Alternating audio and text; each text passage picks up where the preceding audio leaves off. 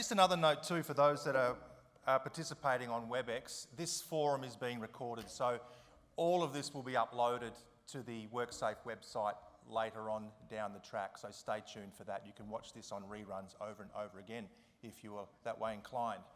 I would now like to introduce you to Wendy Pietricola. Now, Wendy's been keeping people upright and injury-free since the 1990s. As a physio, a certified ergonomics pro, she's got a knack for spotting dodgy manual tasks and whipping up clever fixes. She's also the mastermind behind risk management systems that actually work, keeping you safe and your back happy. Over to you, Wendy.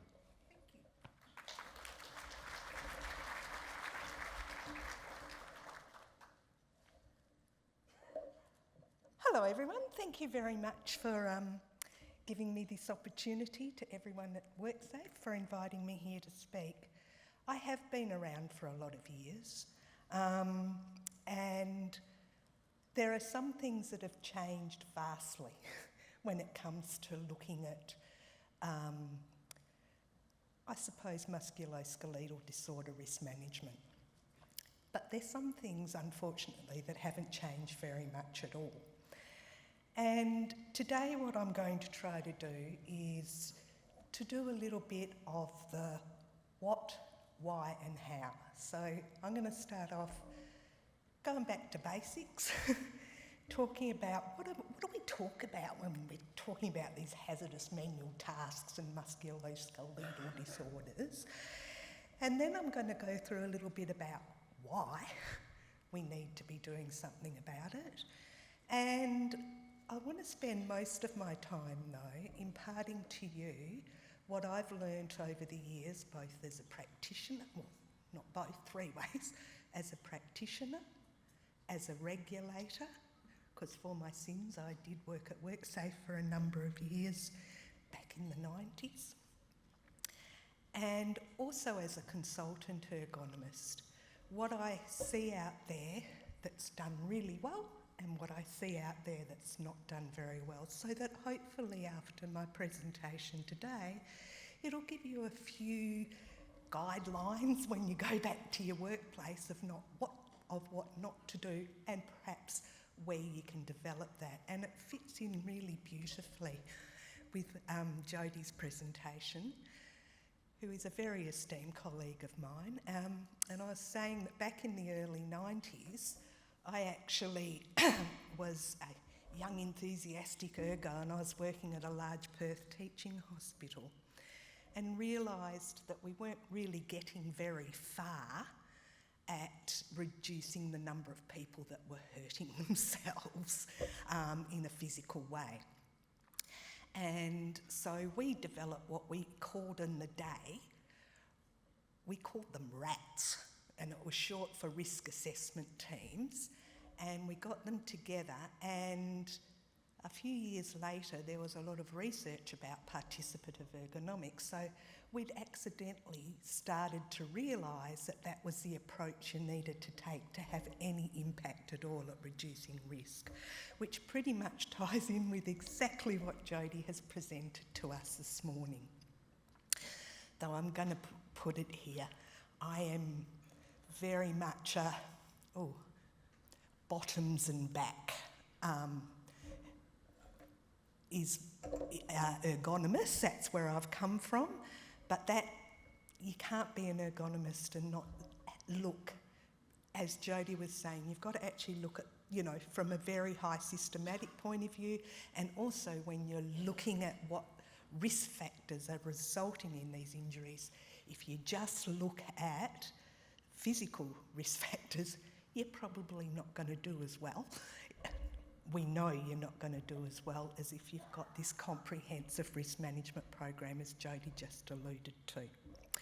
So, starting at the very beginning, because it's a very, very good place to start, one thing that I've encountered over the last 30 odd years is the fact that I get it a lot.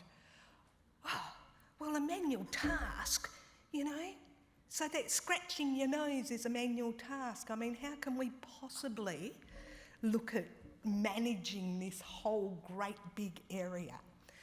Well, that's kind of not what we're doing. What we're doing is we're actually just looking at the manual tasks that are hazardous. In other words, the hazard group is hazardous manual tasks, which is a subsection of all manual tasks. A manual task basically is using your body to do anything, but it only becomes hazardous when there's certain characteristics, and you know, it's pretty straightforward as to what they are. So if you're looking around your workplace at all of the gazillion manual tasks that might be done, don't be daunted, because only a proportion of those are going to be hazards. We now call them hazardous manual tasks as compared to hazards associated with manual tasks. So we're really talking about that subgroup where there are risk factors within the task that have a direct effect on the body to cause injury. And the injuries I'm talking about are also not the wide gamut, because, you know, if you're carrying a hazardous substance, for example, but it's, other than the fact the substance is hazardous, it's not a hazardous manual task. It doesn't have any of those characteristics. It doesn't have repetitive and sustained force, or sustained force, high or sudden force, repetitive movement, sustained or awkward postures or vibration. You're exposed to an injury because of the material you're carrying. So that's not the group of hazards and risks and injuries that I'm talking about. I'm simply talking about the musculoskeletal disorders, and a bit like Jodie, I'm not going to read through them because I'm sure you're fairly familiar with them, other than perhaps if you just keep in the back of your mind what the top couple of things on that list are. Because now that I've defined that hazard group, what are hazardous manual tasks? What are the injuries we're talking about as a hazard group? Well, hazardous manual tasks are those manual tasks that have particular characteristics that put pressure on, direct pressure on your body and cause injury. And those injuries we collectively call musculoskeletal disorders. And yes, I was one of those people that absolutely hated the change of language to musculoskeletal disorders because I thought, what a mouthful. But it's just a label, and we get used to it like all these other labels. And this is a bit the why. And this is, remember I said at the beginning, there are a few things that haven't changed. And a few of those things that haven't changed is the statistics. Musculoskeletal disorders from performing hazardous manual tasks remain the most common workplace injury across Australia, and frankly, in most countries. And what was a little bit more depressing was, can you see, in Western Australia, I took this from a lovely report that WorkSafe actually put together about the worst hazards in Western Australian workplaces. And as it was in 1991 when I started in this career, around a third of all workplace injuries are as a result of workers performing hazardous manual tasks and sustaining musculoskeletal injury. It accounts for over 40% of lost time, and it accounts for around over 40% of the costs. And that hasn't changed. I actually looked at a project I did when I was at the, in those days, Resource Safety Division of the Department of Mines and Industry, I think it was called back in those days. And when I say it was quite scary, it truly was quite scary, because my slide that I did at the presentation when I was consulting with the mining industry back in the day was pretty much exactly the same. And then I looked at some stuff I did in the late 90s when I was at WorkSafe, and my slide pretty much was exactly the same. So, that's not great, is it? And professionally, I thought, well, good on you, Wendy. You've obviously, done a really good job. But I kind of, I'm not quite narcissistic enough to think that it was all down to me. But I guess it was a little bit sobering to reflect back and to see that. And as Jodie alluded to, there is the monetary costs, and it's a lot more than just your work from the employer's side. It's a lot more than just the workers' compensation costs. You've got staff replacement costs, you've got training costs, you've got, the risk of productivity, of losing, people that have got extreme worker intelligence for your workplace. They've got all of that corporate knowledge.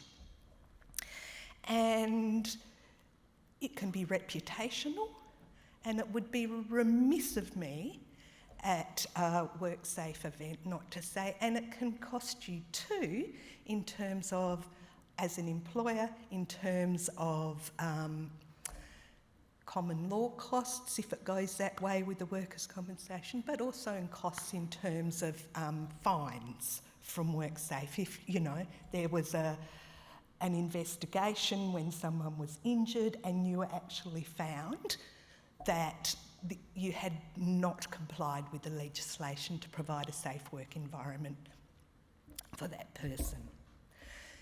For the person, and a lot of the work I do now is actually writing expert reports for legal matters. And I write expert reports for both plaintiff and defendant. But what makes me terribly sad is when I get to interview the injured workers, and a huge proportion of people that I end up interviewing are people who have had career-ending injuries. And I'd like to say that it wasn't happening to young people, but it is. And there's nothing quite so devastating than interviewing someone in the early 20s who will literally be precluded from any type of any work or job that entails particular physical demands. That's not somewhere that we want to be. So, that's the why. And of course it's also law, but within the confines of 30 minutes, I literally could talk to you for 8 gazillion days about this, and I've only got 30 minutes, so I'll move on. So I think when it comes to risk management, you've really got to think about, and like I said, I'm taking very much the physical look at this, but I'm not acknowledging that you need to look at the whole picture. But for the purpose of today's presentation, I thought since Jodie was covering the psychosocial, I'd cover the physical. So basically, we get our musculoskeletal system sustains injury when the forces on the structures are greater than they can withstand. Now, if we go back to thinking about what makes a manual task hazardous, it is exactly those things that do add that pressure. So you've got your acute musculoskeletal injury mechanism, where it's that one-off high force. And this is somewhere where I can say it's quite pleasing, the progress we've made. Because when I first started in this career, it was all about lifting heavy things. That was it. That was a total risk. That was a total hazard. That was, That was the problem. And if you bend your knees and keep your back straight, it'll be apples. We know that people actually laugh when I don't say that now because it's such a foreign concept. So we have come a long way in that. There is an understanding that far more of the injuries that occur in workplaces, because you're exposed to those hazards that we talked about, what makes a manual task hazardous, we really truly understand that if we only look at acute injury mechanism and look at the risk factors that lead to acute injury, we're probably not going to get very far. And my life experience has told me over and over again, it is the rare occurrence where it's a one-off, singular physical event doing, lifting something heavy that caused that particular injury. But I'm looking at Rebecca here because our workers' compensation system has also progressed somewhat. But certainly back in the day, it was very much structured that you had to report a single event that led to an outcome. It's always going to be a challenge, but I think that perhaps gave us a little bit when we were looking at how best to manage this hazard area. We started to understand that if we only look at the acute stuff, boy, are we missing out. So I think I'll call on my friend Wal, and this is just showing how old I am. I'm a foot ruts flat girl, and that was probably out of fashion in the 70s, so sorry. But that kind of tells the story that I want to tell. If I had $1 for every time I've done, particularly when I was working within an organisation, when I went to do a accident or incident investigation, they'd say, oh yeah, no, I don't know what happened. All I was doing was reaching for the such and such, and then my back went. And so, we're thinking, okay then, well, we've got to change this so that they're not having to reach. No, and then I find out that, for the last 2 days, they've been unpacking boxes continuously all day in horrendous conditions, where they've had to get into all sorts of awkward positions and they've had to do it for a long time and et cetera, et cetera. So I kind of want you to keep this all in the background. Consider what it is that makes a manual task hazardous, because it puts direct pressure on your body, and it can put pressure force on your body that causes that one-off injury, but it also can put that level force, lower levels of force, repeatedly or over time, that will also cause that tissue damage. So,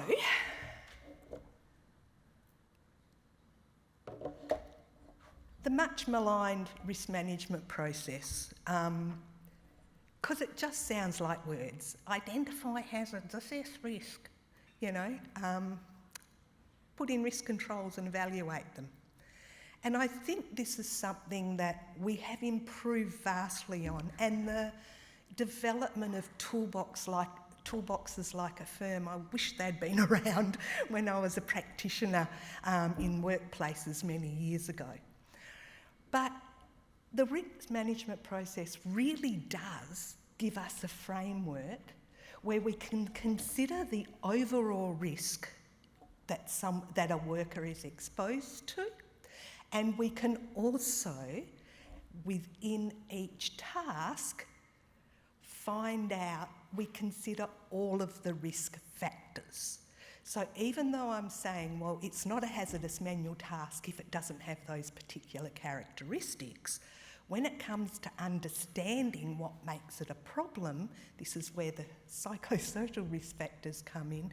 It's those sources of risk that have resulted in that particular work practice or work system that has then led to someone doing something lifting heavy things in poor postures. And it really is a very good framework when it is implemented.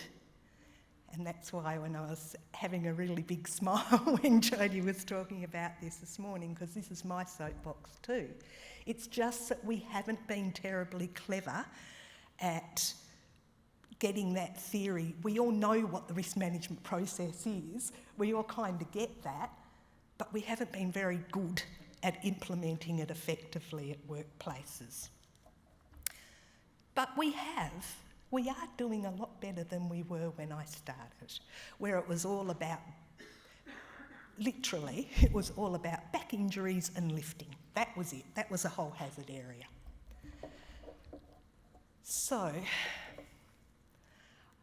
within 30 minutes, I don't really have time to go through the risk management process, but I thought I'd do some advertising here.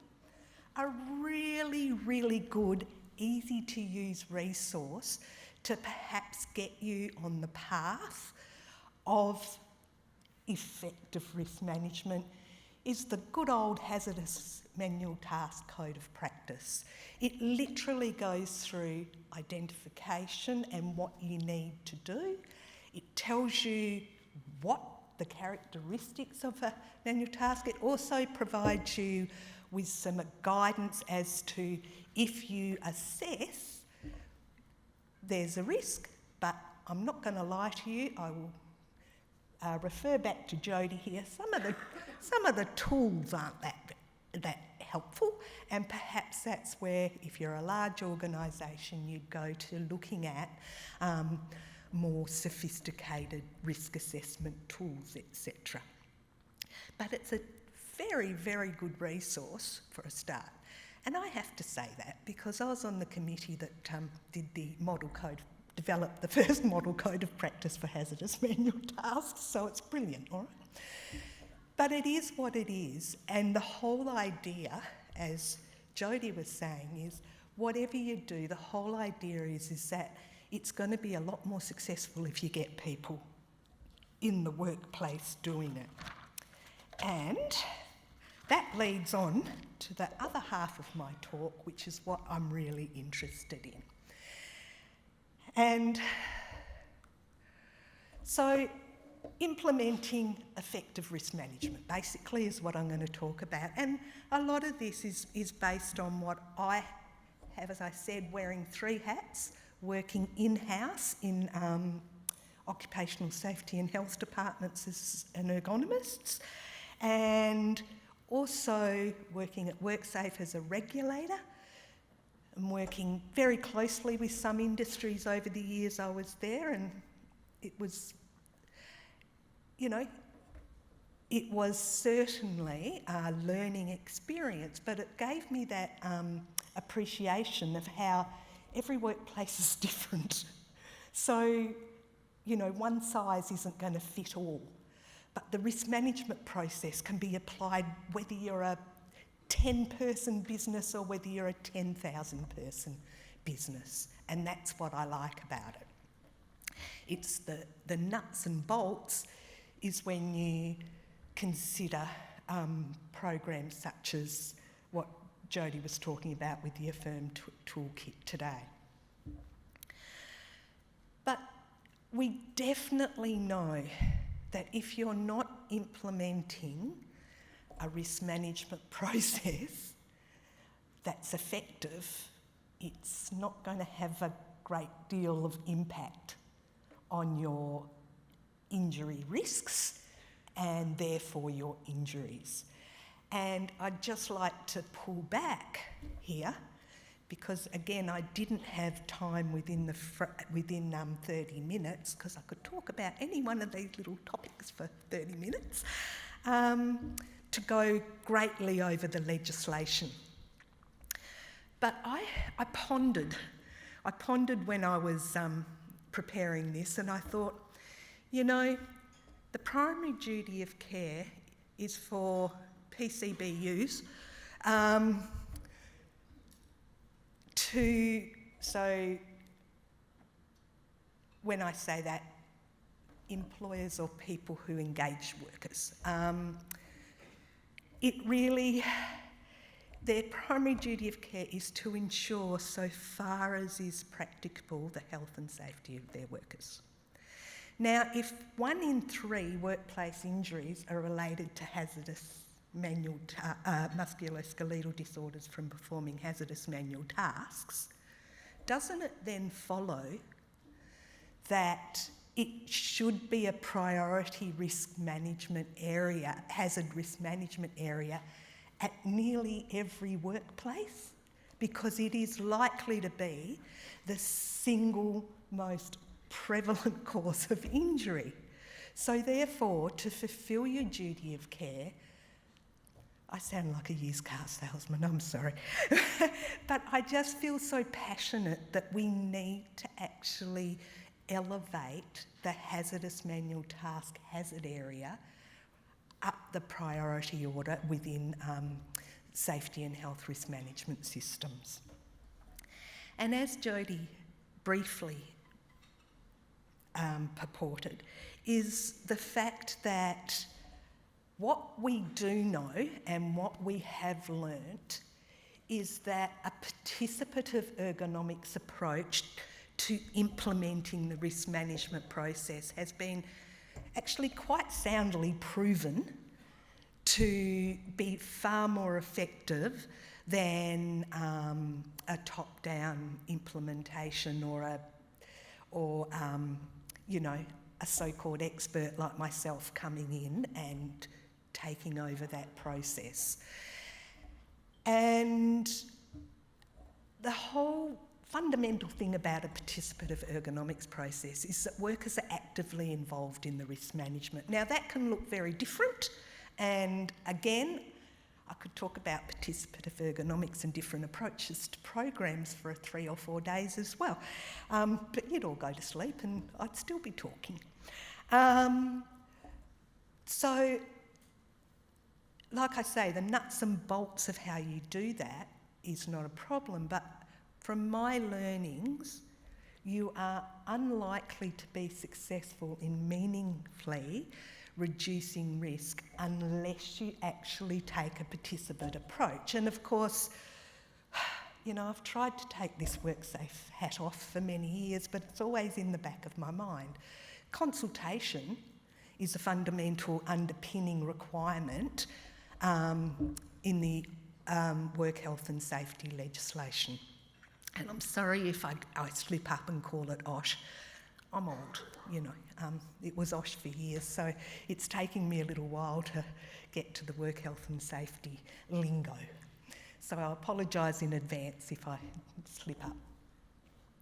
So this participative ergonomics approach, essentially, like I said, the nuts and bolts, how you implement it, how it would work in your organisation is going to be very different. But it does go, basically, where the workers who undertake the manual tasks actually conduct the risk management process. So commonly, and again, this is commonly not necessary, but what I've found tends to work and tends to be the most practical in the real world, to be honest with you, is that you have small teams of workers, including the supervisor in the area, who actually go and identify what of the tasks they do are hazardous. And obviously the team are trained in manual task risk management so that they actually have the skills and knowledge to be able to do this. And as Jodie alluded to, the whole idea is that the tool should be, and the program should be, so that people in the workplace can implement it. we know that's going to be a lot more successful than getting an expert in. I'm doing myself out of work here, but oh well. But I think that I've personally seen where I've mentored programs, etc. We saw like massive reductions, and you know, who knows how much is the Hawthorne effect and all that sort of stuff. But the trick is to implement and maintain the risk management systems. That's something else that I've learned. So other than a participative approach, what else helps? Well, pretty much, if you don't have top-down management support, it's probably not going to work. Okay, you can have the most enthusiastic teams of workers, but you need that top-down management support. And things that I'm talking about, you know, they might appoint a champion from senior management. And I don't love the word champion, but it gets the idea over. Someone from a very senior position who will ensure that the program is implemented. Again, every workplace is different. That it might be you as the owner if it's a small business. Also, what I found is really critical is to support the participation of your frontline supervisors, because I can tell you a heck of a lot of times when it's come down to it, the reason that the person was doing the tasks they were doing was perhaps they didn't have adequate frontline supervision to ensure safe work practices, etc. And also, you get that ownership then of the work group, and the cultural change is quite different. Now, also, I did give myself a little bit of a push there. Also, that's important is to consider that, you know, you need to have enough, provide enough resources for these programs, or, you know, they're going to have a very quick sunset clause. And I just think that, you know, you also need to think about resources so that meaningful risk controls and your higher order controls, you know. So, you know, budgeting for, or, you know, particular equipment or whatever. And quite frankly, if you don't have this top-down management commitment, you tend to have some fairly big limitations on what can be achieved by the work groups or teams and or group of workers and perhaps your OSH department. So see, I told you, work health and safety department isn't going to get very far. Now, the other thing is, sorry, I'm having a bit of trouble because I can't see that slide and I can't read this slide. I'm having problems with my vision at the minute.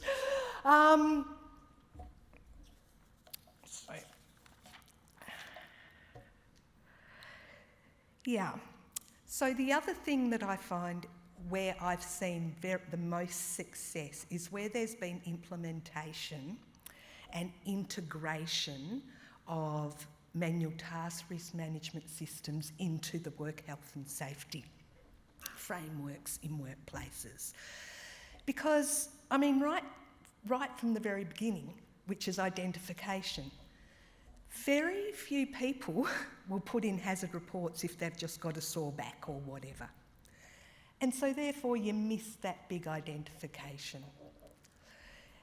I also, you know, you need to include hazardous manual tasks as a hazard area in your safe work procedures, etc. And no, don't just say strains and sprains, bend your knees, because it's not going to help very much. It has to be where you have actually gone through that systematic process and put in risk control options so the risk isn't there. And that's what it should say.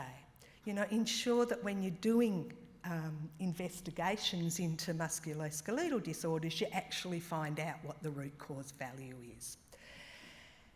The other thing that I find tends to be most successful if there's good design and purchasing procedures in place, because that way you eliminate the risk, the physical risk, before it even becomes a problem.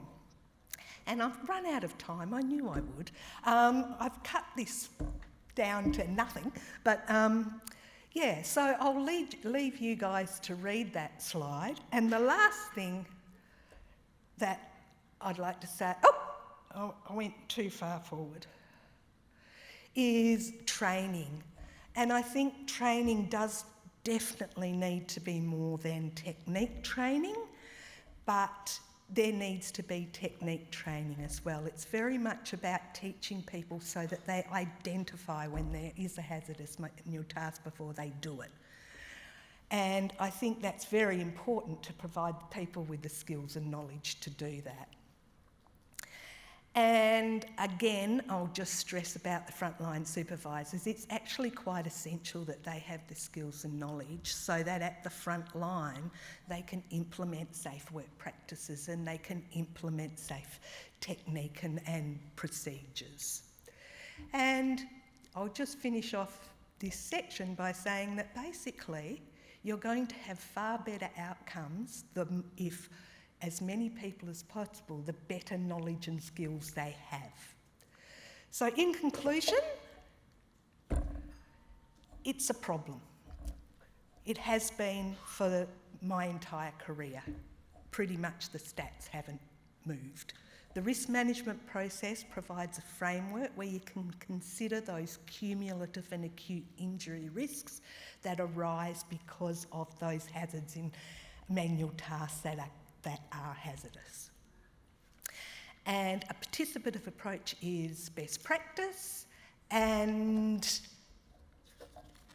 please think about what Jodie talked about this morning and what I've expanded on today. You need to ensure that when you do implement the risk management process, it is effective. Thank you very much, and I'm so sorry I went a few minutes over time into your morning tea.